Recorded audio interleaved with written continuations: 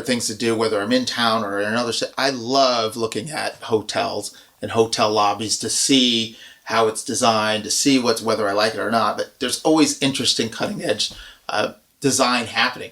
Do you have some hotels or hotel lobbies that you say, oh man, I just love it. I love this room. What if there's one or two, whether it's local, whether it's international, wherever?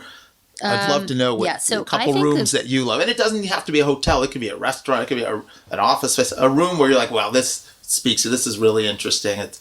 I really like the design. I think that the Aman does a really good job at being site specific again. Oh, yeah. So they design for the site. So if you're at the Aman Giri or it's in the hillside. It's very site specific. And I think there's something to that. So some of the Amans, the Turks and Caicos ones, the one in Utah, I mean, that one in Utah is just it's insane. unbelievable. I mean, and it's so specific to the pool around the mountains. It's like been carved into the landscape and the geography and topography. Is that when the architecture is blended and melded into, they really become one.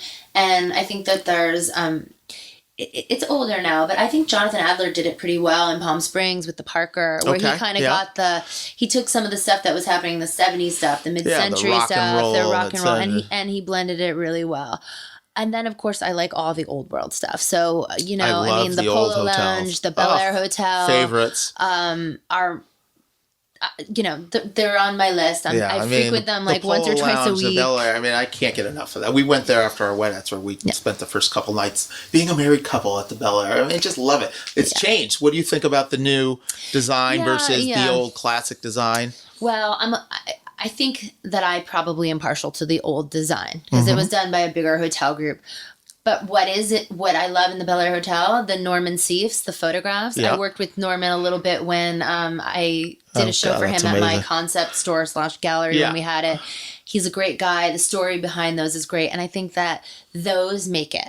Because you're in there, you're hearing the piano, you're looking up at Tina Turner, you're looking up at like the Blues Brothers, and you're like, oh, okay, I know where I am. It gives you a sense of time. That's true.